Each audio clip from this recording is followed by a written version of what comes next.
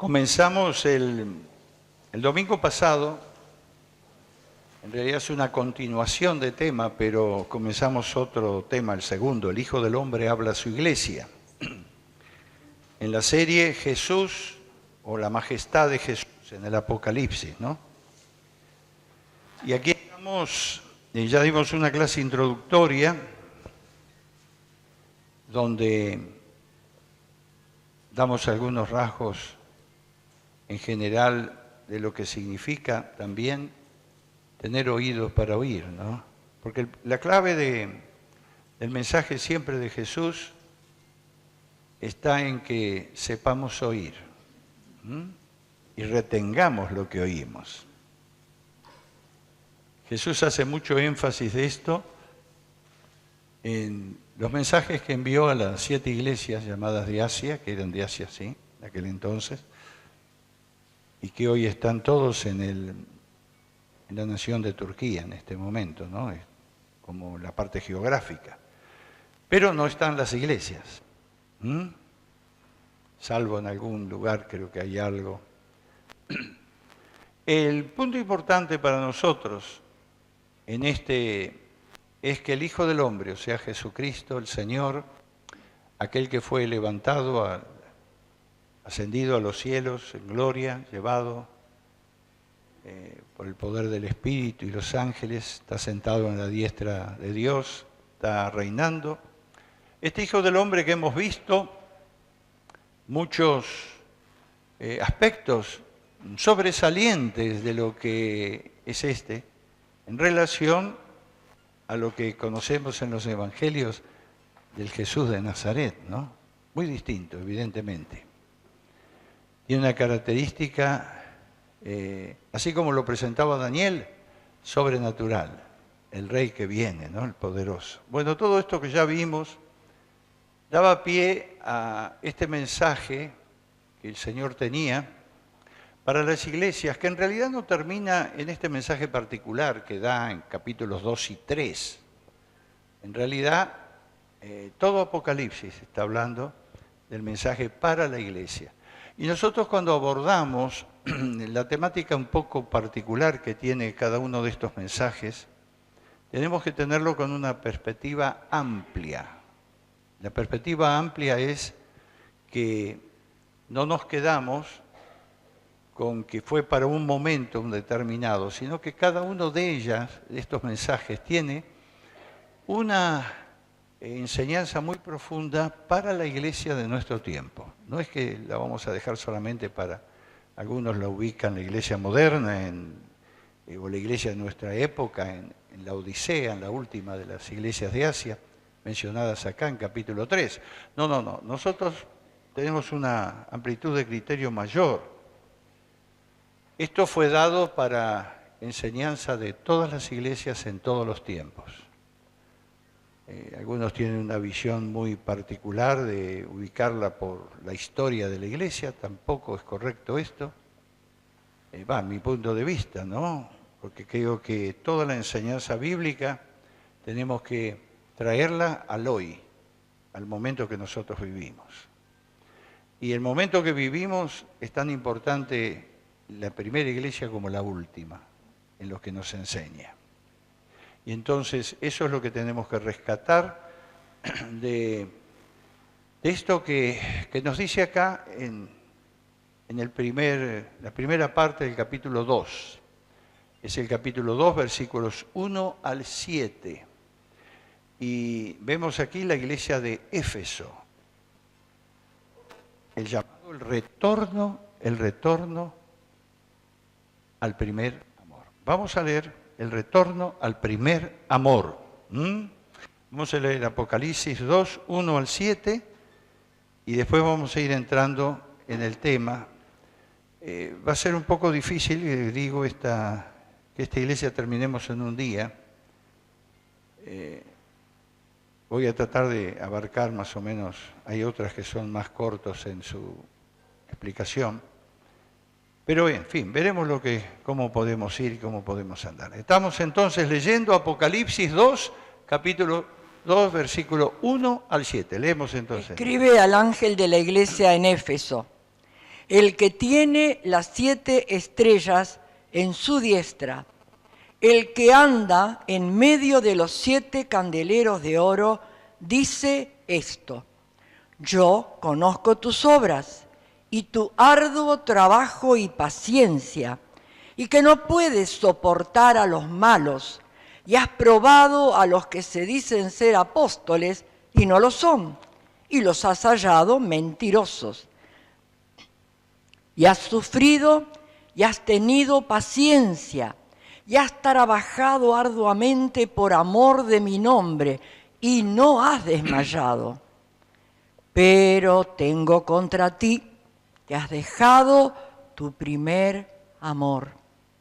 Recuerda por tanto de dónde has caído y arrepiéntete y haz las primeras obras, pues si no, vendré pronto a ti y quitaré tu candelero de su lugar si no te hubieres arrepentido.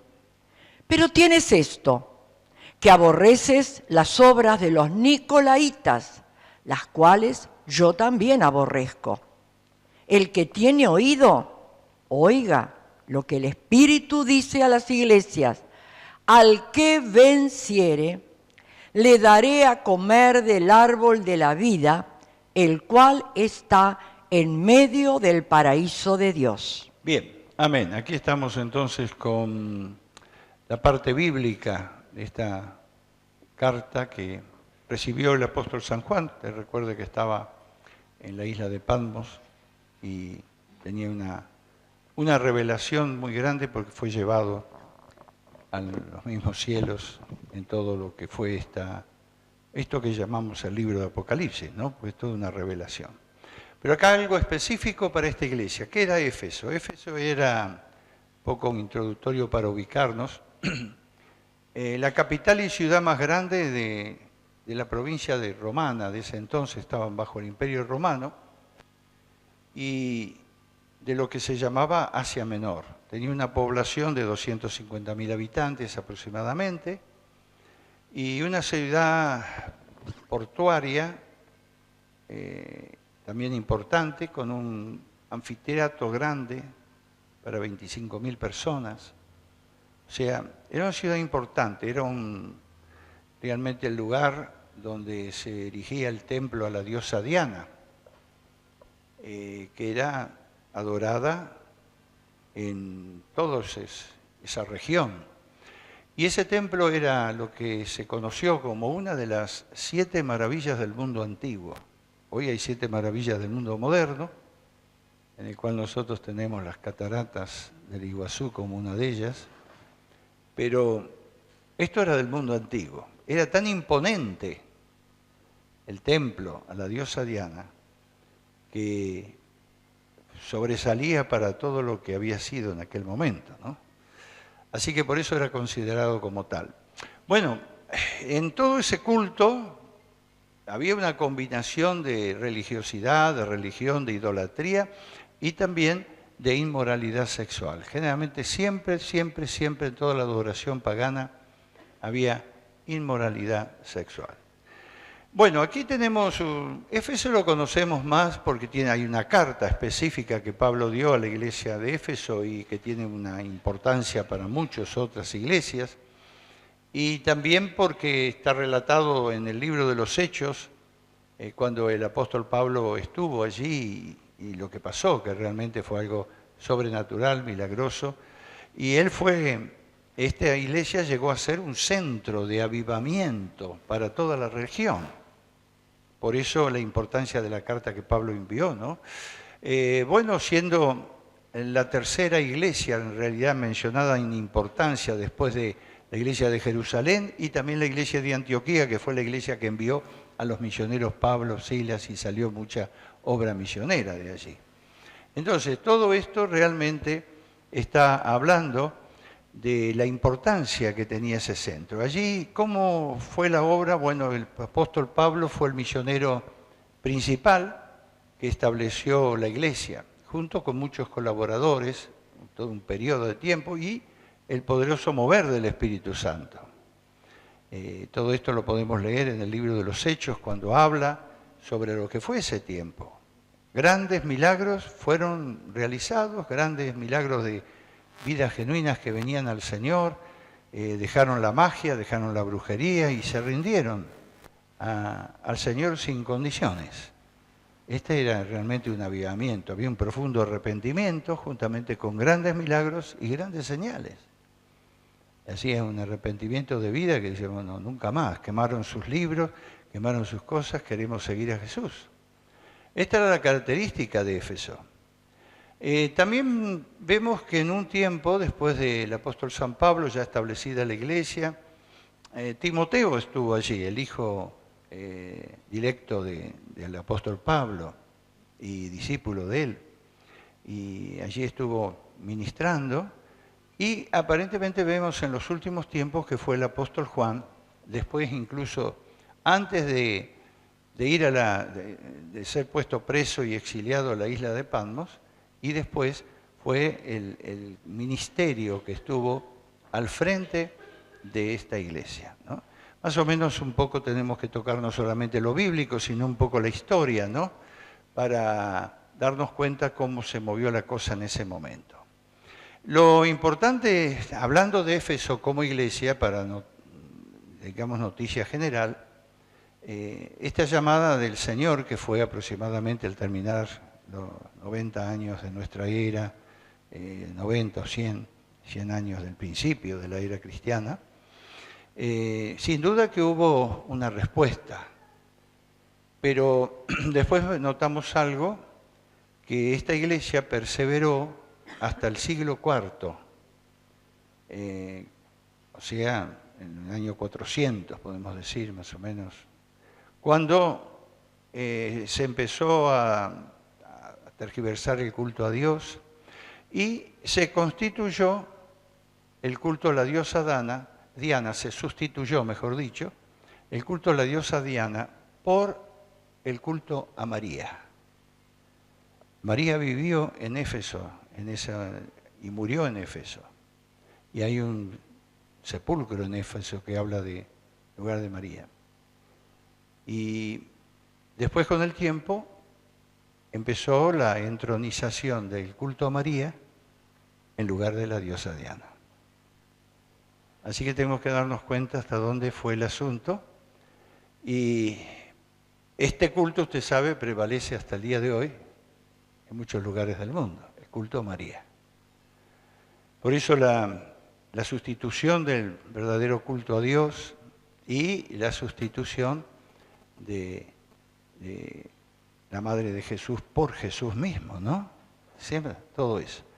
Usted vio que cuando estaban esperando el bautismo del Espíritu Santo, mejor dicho, orando en el aposento alto, ahí estaba María y estaban las mujeres, como una más dentro del grupo de creyentes. Y bueno, se ve que históricamente después, no olvidemos que estaba Juan, que era un hijo amado prácticamente de ella, que la cuidaba, de acuerdo a lo que Jesús le había encargado, ¿no? Y sin duda vivió allí en Éfeso, murió en Éfeso, y hoy en día hablan de que hay un lugar donde era la tumba y todo lo demás, y levantaron todo un culto a María y sustituyeron el paganismo, ¿no? Bueno, usted sabe que esa es una práctica que ha pasado incluso en Argentina, ¿no? Cuando se vino con el llamado cristianismo, se sustituyó muchos ídolos paganos de las regiones de nuestro país, y bueno, se puso a los santos, se puso a María y todo esto. Entonces, vemos aquí una total desvirtuación de lo que es el Evangelio, pero esto pasó en Éfeso, no inmediatamente, pero evidentemente la historia nos habla así.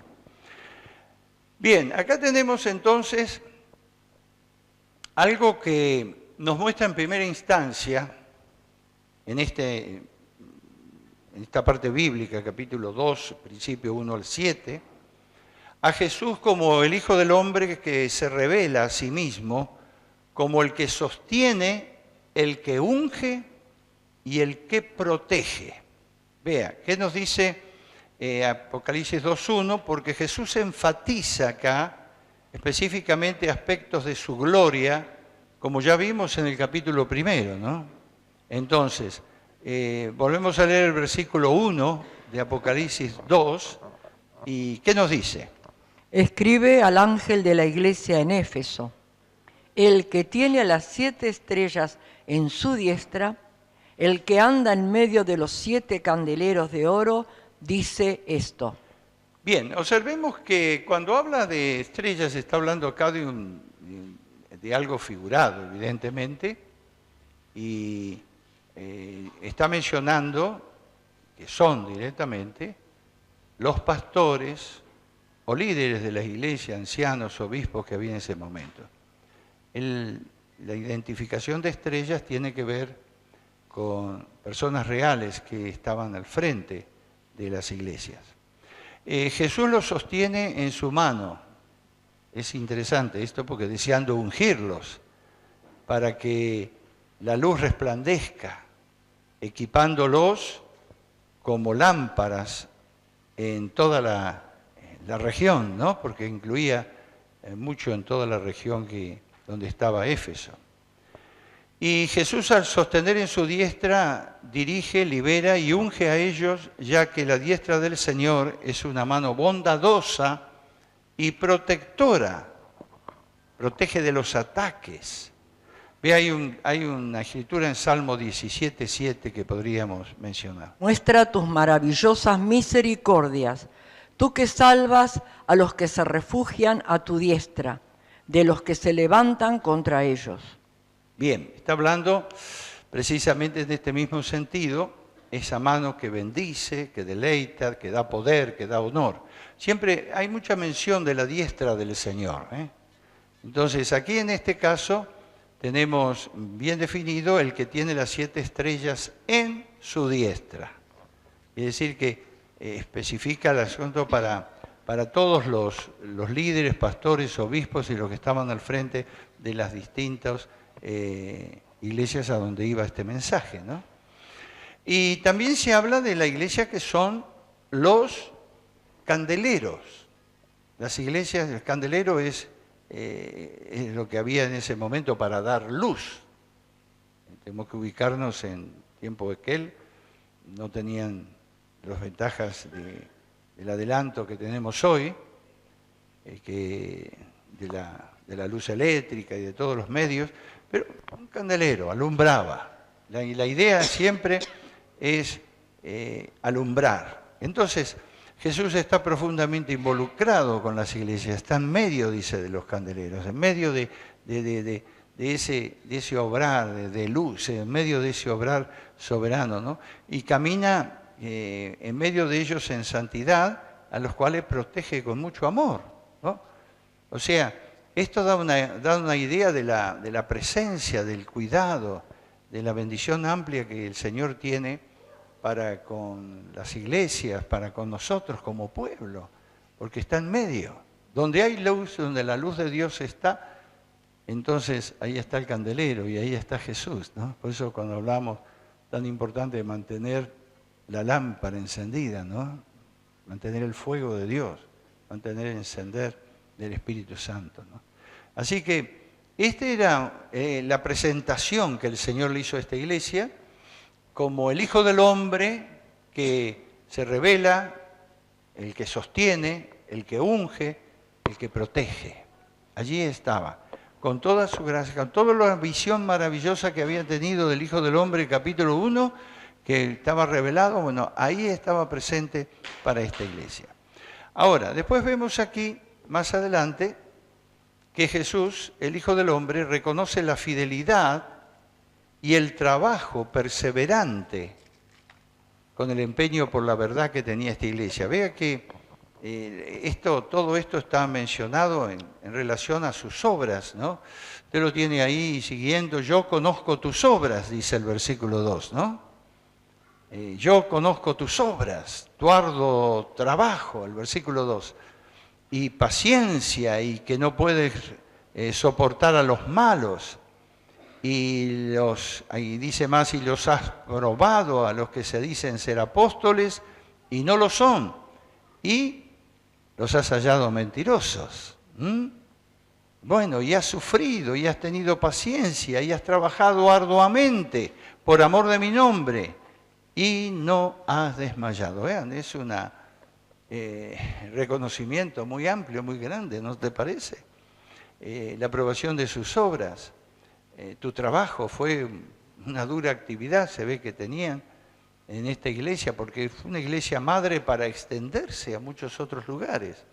De ellos salieron muchos que ministraron, que hicieron obra en toda la región. Entonces, había mucho trabajo y el Señor reconoce este trabajo. Reconoce que perseveraban en la fe frente a oposiciones fuertes. Se levantaba con todo el enemigo a pesar de que toda la victoria que habían tenido y todos los brujos y todo lo que habían cedido al Señor. Sin embargo, hay un continuar, un perseverar en la fe en lo que habían recibido el Señor. También dice que rechazaban a los malvados, no querían a los malos, no querían saber nada con aquellos que realmente no eran del Señor y venían, querían meterse en la vida de la iglesia, ¿no? Promotores de impureza, promotores de pecado, todo eso. Bueno, había una barrera fuerte que se había levantado en esta iglesia y que el Señor está alabando realmente y reconociendo como tal. Aún tu rechazo a los ministerios, los apóstoles mentirosos, ¿vio que dice ahí? Hay apóstoles mentirosos. Si hubo en aquel entonces, hay en nuestro día también, no se cree, hay muchos que se llaman apóstoles hoy. Está lleno de apóstoles, es el apostolitis, es una doctrina, ¿no? Nueva, bueno, cuidado porque hay muchos mentirosos. Mire, le pasó a la iglesia de Éfeso, pero ellos supieron discernir los apóstoles mentirosos que lo único que buscaban era ganancia personal y cobraban por predicar el Evangelio, ¿no? Bueno, y después se habla también del rechazo a las doctrinas cerradas. Esto es interesante. El Señor hace mucho énfasis aquí de algo que tiene que ver con los llamados nicolaitas. Vea, más adelante recuerda, a ver, dice el versículo 3, ya lo leímos, y después, más adelante, cuando habla el versículo 6, enfatiza, pero tienes esto, dice, que aborreces a las obras de los nicolaitas, las cuales yo también aborrezco. Tienes esto, dice, aborreces a esto. ¿Quiénes eran los nicolaitas, no? Bueno, tampoco diríamos, no diría confundido el asunto, pero hay dos o tres interpretaciones en realidad. Porque había un obispo de aquel entonces que se llamaba Nicolás, entonces por ahí puede surgir también una de las interpretaciones. Y este Nicolás le gustaba manipular y dominar a la gente. Parece que esa doctrina se extendió por muchos lugares. Cuando en vez del Espíritu Santo hay un obispo, hay un pastor que domina a la gente. ¿Me entiende? Cambia el énfasis, ¿no? ¿Quién es el que toma y hace la obra, el Espíritu Santo o aquel que...? Bueno, parece que había este Nicolás, dominio de los ministerios sobre los creyentes, una autoridad jerárquica, podemos decir. Había algo de esto. Y realmente se ha extendido porque mucho de esto hay en la iglesia que surgió después del siglo IV y también de muchos que hoy en día aplican esto mismo, ¿no? Como que es esto así, así, si no lo haces caso te vas al infierno, una cosa así, ¿no? Pero también hay otra interpretación que habla de los nicolaitas, que pueden ser aquellos que hablaban tanto de la gracia de Dios, que bien, entonces, si pecas no importa, porque hay gracia. ¿Te acuerdas que dice Pablo que a mayor pecado sobreabunda la gracia? Y es verdad eso. Pero ese perdón sin arrepentimiento, a ver si entendemos eso, porque el Señor llama a casi todas las iglesias acá al arrepentimiento. Quiere decir que por más gracia que estaba fluyendo, era importante el arrepentimiento de las vidas. Bueno, estos llamados nicolaitas posiblemente eran aquellos que predicaban la gracia de Dios y no importa que pecaron, sigan pecando, total hay gracia y bueno, no es necesario el arrepentimiento. Un poco todo eso que cambiaba el sentido del Evangelio. Por eso hay tanto énfasis en esta carta en reconocer el discernimiento espiritual que tenían de poder saber qué era lo correcto y qué lo que no era, ¿no? En el saber de los discípulos o de los apóstoles o de la gente que aparecía por ahí diciendo que tenía un nuevo mensaje, una nueva cosa y todo lo demás, o de estos que decían, bueno, hagan lo que quieran, pequen, no importa, total hay gracia de Dios, estamos bajo la gracia y podemos vivir de cualquier manera. Esto nunca fue lo que Jesús enseñó, ni lo que enseñó Pablo, ni lo que enseñó la Biblia, ¿no? Entonces, pero había una tergiversación de la verdad. Y de esta manera, entonces, vemos que ellos se movieron con un total discernimiento. Y el Señor reconoce esto. Reconoce su fidelidad, reconoce el trabajo perseverante, reconoce la tarea, reconoce el discernimiento. Estaban empeñados por mantener la verdad, por seguir con la verdad. Todo esto era algo muy fuerte, muy definido que tenían. Y Dios, Jesús no deja de verlo. Vio que nunca deja el Señor de reconocer lo que hacemos para Él. Nunca. Todo lo que hacemos para Él está escrito en su libro. Cuando esto está bien inspirado y cuando nos movemos en fe y podemos enfrentar las distintas oposiciones y las cosas que vienen y hacemos realmente, o nos empeñamos, mejor dicho, por seguir con la verdad y la verdad que Dios nos muestra en su palabra. Todo esto, siempre, ténganlo presente, va a ser muy reconocido por Dios, porque el Señor no pasa por alto estas cosas. Y esto es muy importante. Esta iglesia era una iglesia sin duda muy vibrante, de mucha actividad, de mucho énfasis en llevar adelante el Evangelio, de ir a un lado y a otro y sembrar la semilla poderosa del Evangelio de Cristo. Y todo esto era algo que el Señor lo felicitaba. Eso es algo que tenemos que tener presente, ¿vio? El punto importante es que el Señor siempre corrige lo que está mal, no lo que está bien. Lo que está bien, reconoce que está bien. Y cuando avanzamos en estas iglesias nos damos cuenta que la intención del Señor es poner en orden aquello que se estaba desviando. Tenemos que ver eso, que es muy importante porque ellos eran tan humanos como nosotros, estos de Éfeso y demás, y nosotros tenemos la misma tendencia. ¿Me entiende? Entonces, no es que el Señor no ve lo que hacemos y demás, o las cosas que hemos dejado en el sentido de por venir y adorar a Dios y servir a Dios. No, todo eso ve, pero sí, el Señor también nos quiere corregir por las cosas que quizás andan medio, ¿no? Y están flojas. Y ahí es donde tenemos la esencia de estos mensajes. Por eso cada iglesia tenemos una enseñanza muy productiva y de mucha bendición. Y aquí encontramos entonces que Jesús, el Hijo del Hombre, corrige su negligencia, la negligencia de esta iglesia, en cultivar el amor por Él. A ver qué dice el versículo 4. En medio de todo lo que ya leímos y vimos, toda esta alabanza por lo que eran, el trabajo y todo lo demás, ¿qué dice el versículo 4? Pero tengo contra ti que has dejado tu primer amor. Bueno, ve usted que no dice mucho más que esto, ¿no? Porque después, ¿qué dice? Después hay un llamado, ¿no? Sí, ya después lo vamos a ver. Pero no explica mucho qué es el primer amor. Has dejado tu primer amor.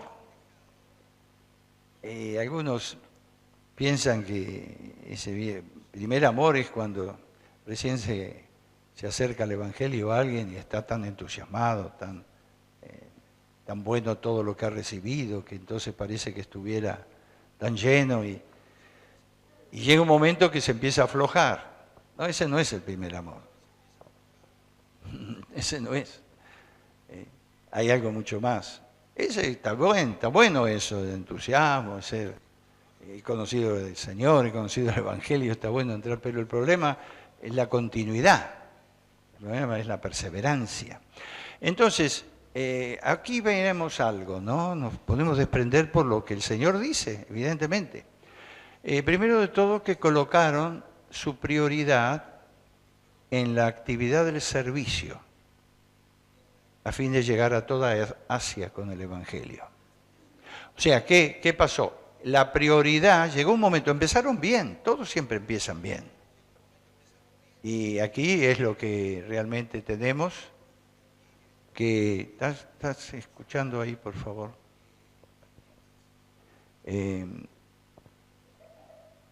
Empezaron bien, como digo, y fue realmente muy productivo porque estaba todo el énfasis espiritual dado por los apóstoles, por Pablo y demás, y no habían perdido esa esencia, pero llegó un momento, empezó a desviarse un poco y colocaron su prioridad en la actividad del servicio, la actividad, la tarea, lo que hacían y todo lo demás, y fueron perdiendo esto que el Señor estaba llamando acá, ¿no?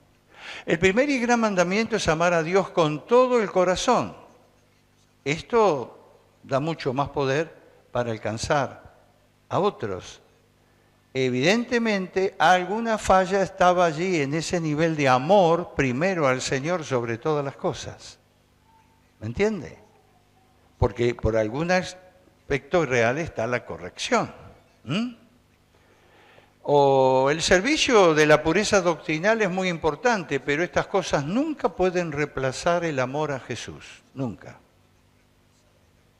Siempre el amor a Jesús está en primer lugar. Por eso dice el Señor que es el primer mandamiento, amar a Dios sobre todas las cosas.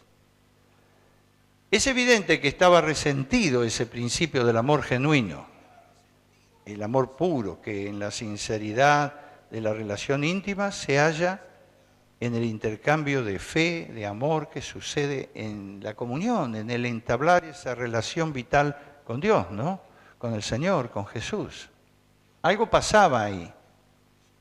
O sea, quizá había quienes lo mantenían, pero el Señor estaba guiando y llevando a la iglesia como tal, que habían perdido ese fervor espiritual, esa piedad genuina que les mantenía realmente vivos, ese encendido poderoso de su corazón, que amaban a Jesús, primero de todo, ¿no? Eso era el resultante para todo lo demás que podían hacer. Así pasó al principio, así pasaba al principio, resultante de su vida, de su amor a Jesús y de su amor por el prójimo, fue lo que hizo realidad llevar adelante esta poderosa iglesia allí en Asia, ¿no? Pero bueno, ¿qué podemos decir en esto? Hacerlo práctico para nosotros hoy, ¿no? En primera instancia tenemos que ver algo. Vamos a ver un texto en Romanos 5:5, porque esto siempre comienza con el amor divino derramado en mi vida por el Espíritu Santo. Algunos creen que es solo al principio. Ahí está quizá el error de esta iglesia. Recibimos tanto del amor de Dios, tanta su gracia, tanto su poder, tanta su ministración. Bueno, entonces se empezaron a relajar un poco. A ver, ¿qué dice Romanos 5:5? Y la esperanza no avergüenza, porque el amor de Dios ha sido derramado en nuestros corazones por el Espíritu Santo que nos fue dado. Ahí está. O sea, esto no es una doctrina. A veces entendemos esto. Hay muchas cosas que son fijas y digamos, las creemos y ya está. Esto es algo que debemos permitir que sea derramado. No es doctrina. Así como fue al principio, así debe ser durante toda nuestra vida. Y la clave, ¿cuál es? Es acercarnos a su trono de gracia. Es esa dependencia que tenemos siempre con el Señor, esa necesidad que tenemos cuando venimos delante de Él. Es el ser sencillos, el ser espontáneos delante del Señor en nuestra adoración, cuando venimos, y dependemos tanto que ese amor que viene del Espíritu Santo, que es derramado en nosotros, que dice Romanos 5:5, debe ser algo continuo. No lo podemos cortar. Porque si lo cortamos, entonces empiezan otras cosas a sustituirse.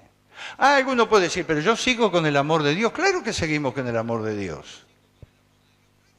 Nadie va a condenar ni a decir lo contrario.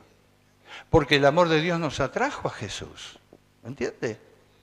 Pero yo necesito porciones continuas de ese amor de Dios derramado en mi vida para alimentar mi vida espiritual. La gracia viene cuando yo me acerco. Yo necesito gracia cada día, yo necesito amor de Dios cada día. Entonces, vemos aquí algo muy importante, que estaba funcionando en la iglesia del Nuevo Testamento y funcionaba en esta iglesia de Éfeso en principio. Ellos estaban abiertos, tenían sus tiempos de adoración, sin duda alguna, porque Pablo el apóstol después habla allí mismo de Efesios cómo era, dice, sean llenos del Espíritu Santo, habló de canciones, habló de la expresión de alabanza, habló de todo eso, algo lleno, muy lleno del Espíritu. Era que estaba funcionando. ¿Me entiende? Entonces, había una dependencia continua. Yo necesito una porción hoy del amor de Dios en mi vida. Mañana necesito una porción del amor en mi vida. Lo que tú tienes para mí. Este es el derramar del Espíritu Santo. Es una acción continua. Quiero que me entienda esto. No es un día, viene, claro que viene un día y no llenó y el amor viene. Pero es una acción continua. Si yo permito una acción continua, mi vida se va llenando más y más del amor de Dios. Esa revelación la tenemos allí también cuando Pablo habla de la grandeza del amor, la medida, la altura que no conocemos plenamente, porque necesitamos cada día ir conociendo más y más, ¿no? Ahora, está la otra parte. Es la parte nuestra. No solo de recibir, porque recibimos. Si me expongo a la gracia de Dios y al amor de Dios cada día, estoy recibiendo. Voy a recibir más de ese amor, más de esa medida de amor, más de lo que Él tiene para mí. Mire, no dejemos nunca esto, porque si dejamos esto perdemos el vigor espiritual, perdemos el amor. Pero está mi parte, ¿qué hago? Entonces continúa esto con el derramar de nuestros corazones delante del Señor, en el cual le amamos a Él. Porque Él me amó primero. ¿Qué dice 1 Juan 4:19? Sí, 4:19. Este mismo que recibió esta visión, este mismo en sus cartas, en su evangelio, habla tanto de devolver el amor, ¿no? Pero dice una verdad que se ajusta a lo que estamos hablando. Bueno, ¿qué dice? 1 Juan 4:19. Ahí está. Nosotros le amamos a Él porque Él nos amó primero. Bien. Hay toda una referencia muy amplia del amor en ese capítulo y viene Juan hablando mucho sobre el amor. Es un tema clave en sus cartas, ¿no? Pero asienta una verdad aquí. Yo le puedo amar porque Él me amó primero. Ahora, véalo de esta manera. Si el Espíritu Santo es derramado en mí, derrama el amor de Dios en mi vida, y yo me expongo continuamente a esa realidad del amor de Dios derramado por el Espíritu Santo, entonces yo recibo. Y en la medida que recibo, puedo amar a Jesús. Es simple, pero es a veces costoso, ¿no? Hacerlo. Porque no en el sentido no cuesta nada, entiéndeme, es gracia eso. Pero es a veces entramos y esta iglesia había entrado en ciertos aspectos religiosos. Bueno, yo ya recibí tanto, ¿por qué tengo que estar siempre diciendo que necesito de Él? Piense un poquito. Sí, porque Él me sanó, porque Él me liberó, porque Él me bautizó, porque Él hizo esto, tantas cosas, ya está. ¿Por qué tengo cada día que necesito el Espíritu Santo se derrame el amor en mi vida? ¿Se da cuenta? A veces entra ese aspecto religioso y esta iglesia había caído un poco en eso, dando mucho tiempo a otras actividades y perdiendo esos dulces momentos de adoración y de encuentro con Dios que siempre nos da Él en este privilegio maravilloso que tenemos de ser sus hijos. Es una relación de convivencia, ¿en base a qué? En base a ágape. Ágape es el amor sacrificial, el amor de sacrificio. ¿Vio el amor que Jesús expresó en la cruz? No es el amor de sentimiento, aunque puede estar involucrado, pero es más que un amor de simple sentimiento. Es el sacrificio voluntario. Es cuando también levantamos nuestras oraciones o nuestras alabanzas como un sacrificio voluntario a Dios. Y en el cual realmente sabemos oír lo que Él nos habla, porque ahí está el secreto. Porque el Señor insiste, sepan oír, el que tiene oído para oír, oiga, porque mi oído espiritual se abre más y más cuando cada día me expongo al derramar del Espíritu en su amor precioso en mi vida. ¿Entiende? Ese amor es de Dios. Viene para que mi oído espiritual se haga sensible. Sabemos oír y también, ¿sabe qué? Sabemos hablar con Él. En la magnitud de la comunión. ¿Recuerdan cuando hablamos de la persona del Espíritu Santo? Es una persona, puedo dialogar con Él. Puedo dialogar con Jesús. No es un rezo lo nuestro, no es una oración fría, no es una oración simplemente de fe. ¿Me entiende? Es una oración de intercambio, de comunión. Esto es la pérdida del primer amor que había tenido esta iglesia. Hay una vivencia continua que no es misticismo ciego, no somos místicos, sino una relación práctica, cada día, para nuestra vivencia y llena de fe en el amado Jesús. Bien. Nos pasamos un poquito hoy, pero gracias al Señor llegamos hasta aquí. La próxima vamos a terminar toda esta iglesia. Pero vea, qué importante es este punto, hasta dónde llegamos, ¿no? Y recuerde, esta falta del primer amor, el Señor la consideraba un pecado. Por eso llamó al arrepentimiento a esta iglesia. Amén.